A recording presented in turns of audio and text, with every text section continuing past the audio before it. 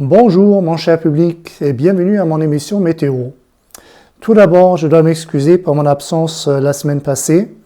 En fait, j'étais pas à la plage à jouer avec des cerfs-volants, comme cette belle image pourrait le suggérer. J'étais terrassé par un virus, juste à être resté sur mon canapé à rien faire.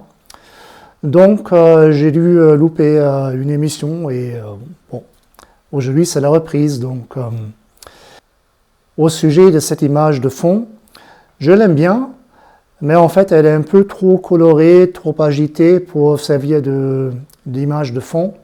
Donc je vais la remplacer par quelque chose de bien plus terne. En fait, ça c'est une image qui pourrait dater du mois d'octobre. Ça fait une image bien automnale en fait, avec toutes ces feuilles mortes. Mais en fait non, elle est du 17 août 2025. Et elle montre bien le stress hydrique que subissent tous les arbres, et en l'occurrence les platanes là, qui sont plantés sur le talus. Ce qui nous amène tout de suite au sujet de la canicule. Donc, petit rappel de l'émission du 1er août. Et en fait, à l'époque, j'avais évoqué l'idée, issue des prévisions à moyen terme, que la courbe des températures de cette année pourrait un peu suivre l'exemple de la fameuse canicule 2003, avec un mois de juillet déjà caniculaire, un mois de juillet un peu en dessous, et après une nouvelle forte canicule au mois d'août. Et bien ça n'a pas loupé. Et vous avez sans doute vu un peu dans les médias cette image-là qui vient de Météo France, qui est très bien fait. Donc en bas, vous avez l'échelle chronologique de 1940 à aujourd'hui. Et les petits points, là, c'est les canicules. En fait, plus un point est haut, plus la canicule a été intense, et plus le point est gros, plus elle a duré longtemps. Et le point là, qui se démarque un peu des autres, ça c'est donc la canicule du mois d'août 2025 qu'on vient de vivre. Et deux choses se démarquent tout de suite. Premièrement, ça n'en est pas la première. Donc il y en a déjà un autre point qui date donc du mois de juin-juillet, qui a précédé ce deuxième épisode caniculaire. Et bien sûr, la fameuse canicule avec laquelle je vais faire la comparaison du mois d'août 2003. Et a priori, on dirait que, cette canicule-là du mois d'août, elle est quand même bien en dessous de ce qu'on a vécu en France en 2003. Et elle est même en dessous de ce qu'on a déjà vécu cette année. En fait, il faut nuancer un peu le propos. Là, ce graphique-là, il est magnifique, mais il parle du territoire national. Et moi, dans ma chaîne météo, j'aimerais bien parler du sud-ouest, plus spécifiquement. Et donc, j'ai pris un peu les exemples de Toulouse et de Bordeaux, en faisant directement pour ces stations-là la comparaison entre la canicule 2003 et 2025. Et là, on n'est pas loin, en fait, quand on prend comme critère des maximales qui dépassent 35 degrés d'affilée. Là, on est à 11 jours en 2003 et on est à 10 jours, donc pas loin, cette année, en 2025. Et ça, c'est une chose, la durée, mais en extrême, on a dépassé largement ce qu'on a vécu en 2003. Donc, en l'occurrence, on a frôlé, on a même dépassé les 41 degrés à Toulouse. Et pour Bordeaux, c'est un peu pareil. Donc, déjà les 11 jours d'affilée en 2003. Et en cette année, il y a eu une petite interruption quand même. Cela dit, en parlant de canicule, souvent on ne la compte pas. Si elle dure 15 jours, parce qu'en fait, ça ne change pas grand-chose pour le réchauffement des appartements, des maisons.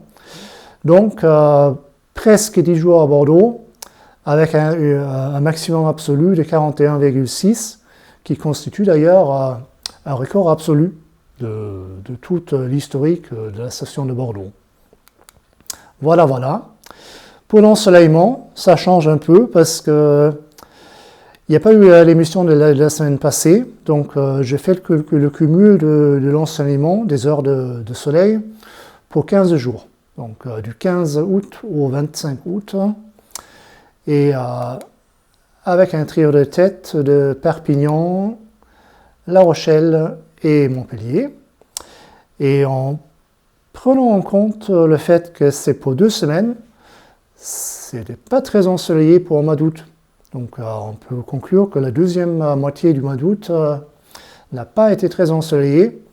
Et pour ajuster un peu la comparaison avec ce qu'on fait d'habitude, j'ai mis aussi les heures de soleil par jour.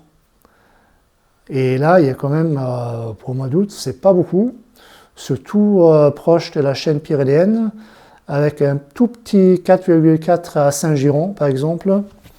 Donc, après la canicule, c'était quand même une période pas très ensoleillée. Regardons la situation actuelle, avec une belle dégradation qui nous fonce dessus.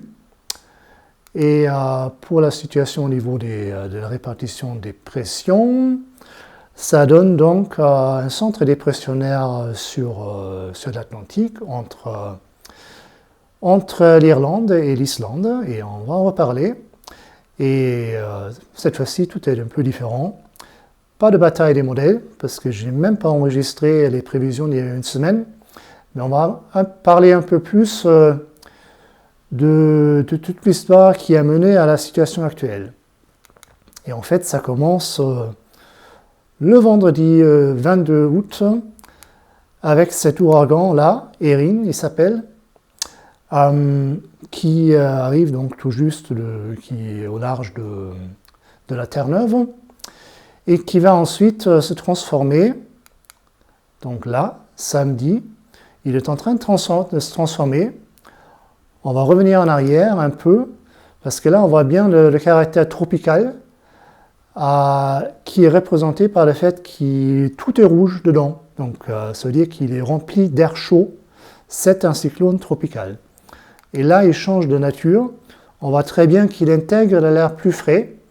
Et il prend un dernier élan.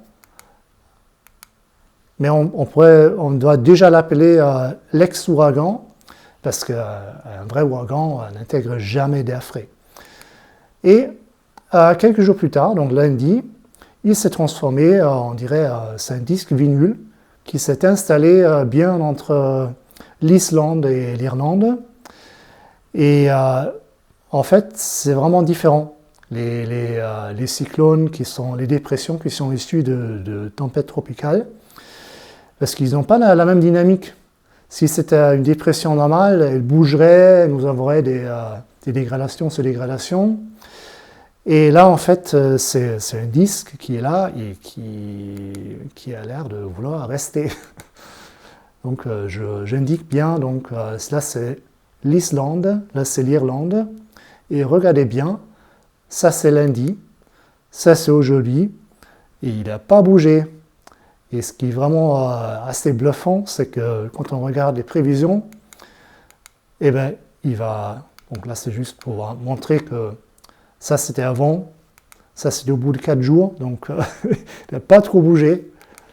Et là, c'est les prévisions pour dimanche, il est toujours au même endroit. Et là, c'est des prévisions pour vendredi, dans une semaine, il est toujours au même endroit. En fait, là, il est rempli d'air... une masse d'air de température moyenne, donc c'est jaune, et du coup ça évoque un peu un œuf qui bouge dans la poêle, qui gigote, et qui va pas vraiment, qui va pas quitter sa poêle, quoi. Voilà, ça c'est les prévisions à une semaine. Maintenant, on revient dans des choses qui sont plus proches, donc comme d'habitude les prévisions pour le week-end. Minimal de vendredi à samedi, maximal samedi, on va dire de saison, minimal de lundi à dimanche, rien à signaler. Et les maximales pour samedi, avec un contraste entre le pourtour méditerranéen et les autres régions. On va voir ça de plus près pour l'ensoleillement. Ça va bien ressembler.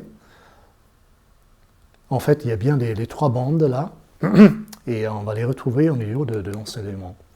Mais d'abord, les précipitations. Donc, jusqu'à samedi nuit, pas mal de précipitations quand même, un peu partout. En passant de la nuit au dimanche, il se rajoute un peu, mais pas beaucoup. Donc, le samedi, ce samedi, ça serait plutôt un temps sec. Et quand on rajoute le dimanche, il va bien s'en rajouter. Et ça, on va le retrouver après, quand on parle d'ensoleillement. Donc là, c'est le samedi, avec, oui, très particulier, donc un régime de nord-ouest assez classique. On va retrouver jusqu'à 11-12 heures de soleil à l'abri de la montagne noire, sinon ce sera beaucoup moins. Et samedi, on retrouve cette bande-là. Donc 3 zones, le pourtour méditerranéen, s'étendant jusque dans le Toulousain, il y a un peu de soleil, après pas du tout. Et en repassant vers les Charentes-Maritimes, les Deux-Sèvres, il y en aura de nouveau un peu plus. Et là, on arrive aux prévisions pour la semaine à venir.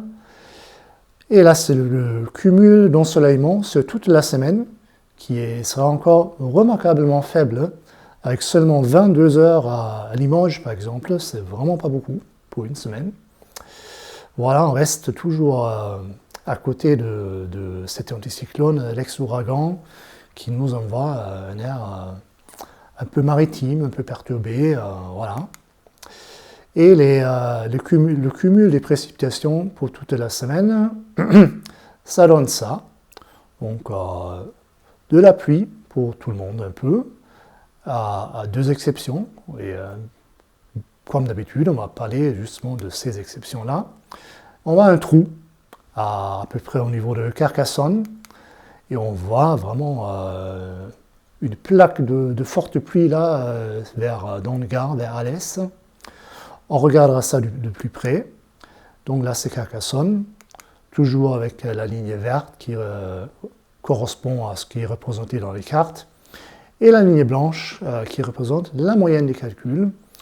Et on voit que c'est pas très loin. Donc, a priori, Carcassonne, un peu de pluie dimanche à lundi, et après de nouveau jeudi, même mercredi, mais pas beaucoup. Et la même chose pour Alès, c'est vraiment différent. Alors que un premier épisode fortement pluvieux de dimanche à lundi, et là c'est bluffant à quel point le calcul principal et la moyenne sont d'accord, donc pas trop de doute. Et même pour ce qui est un peu plus loin, entre mercredi et jeudi, on voit le calcul principal là, et la moyenne.